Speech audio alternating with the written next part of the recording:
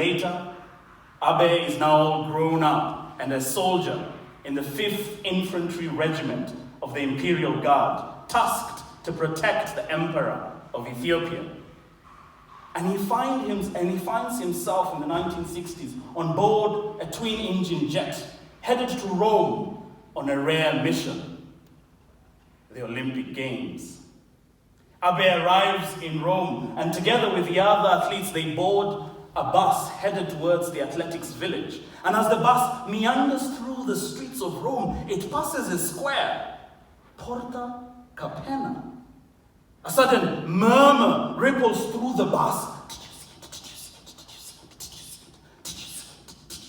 A hand gestures out through the window, long and skeletal. The hand points at it.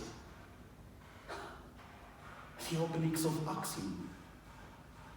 And for the first time, Abebe Bikila, enveloped in a deep contemplative silence, understands for the first time the weight of his mission in Rome, a mission to reclaim Abyssinia's lost dignity. Abebe Bikila waits, alert and attentive as the good soldier that he is. The days come and go, and the finals of the marathon, 42.2 kilometers, approaches. On Saturday,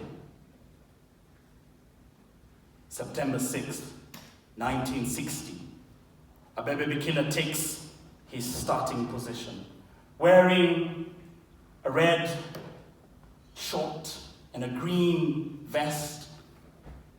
The number 11 printed in bold white at the back. And who is that unknown, quiet Ethiopian over there?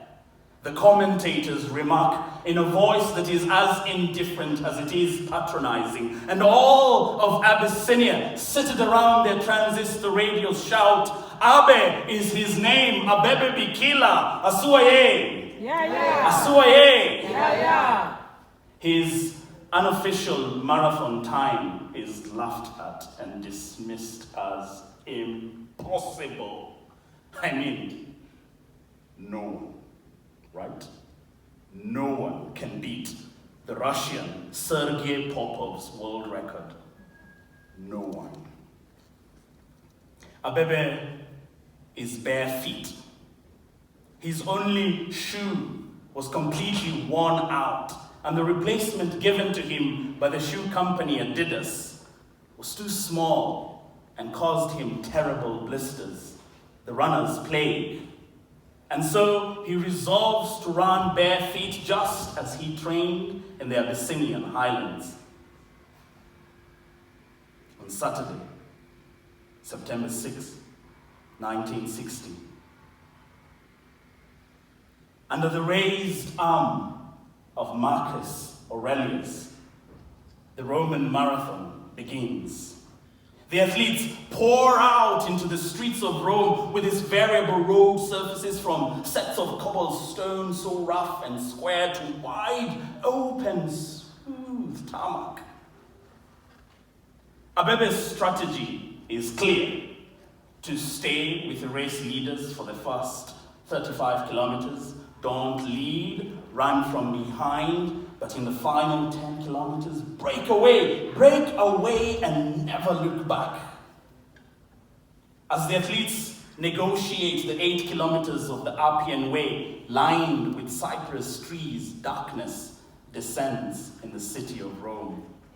And the Appian Way turns into an avenue of flickering torches. Witnesses would recount that as Abebe Bikila's feet rhythmically kissed the uneven stones, the half moonlight, the illuminated ancient Roman monuments, and hundreds upon hundreds of torch-bearing soldiers had intensified the atmosphere and added to the drama. Abe, it seemed that while the others were running, he alone was floating. At Porta San Sebastiano, running with flawless speed, Abebe leaves behind his sole pursuer, the Moroccan, Radi Ben Abdisilam. He approaches the home stretch, unchallenged, and in the corner of his eyes, he sees it, rising out of the darkness, the obelisk of Axiom. And he knows, oh, he knows deep inside himself, he knows that the ghosts of his 4th century king have guided his iron will, given flight to his feet, powered his resolve. He just glides past the obelisk of Axiom, and on those final few meters, alone and unchallenged, he crosses the finish line with grace and ease. Abebe Bikila, even after running 42.2 kilometers, he was still energetic. He just stretched and danced under the Ark of Constantine, while the other runners collapsed with exhaustion and dehydration into the arms of Italian soldiers. Abebe wins big. The first sub-Saharan African to win an Olympic gold medal. He breaks the world record with his time of 2 hours, 15 minutes, 16.2 seconds. Abe. The newspapers write, it took Benito Mussolini an entire army to conquer Addis Ababa. It took one Ethiopian soldier, a bodyguard, to conquer Rome. Steam? Steam? Steam? Steam? Tension. Tension. Some facts and figures about Abebe Bikila. Abebe Bikila became the only human athlete to ever win an Olympic gold medal twice in 2 consecutive marathons. 1960, 1964 in Tokyo, Japan. He was going for a hat trick, meaning 3 Olympic gold medals in the same marathon.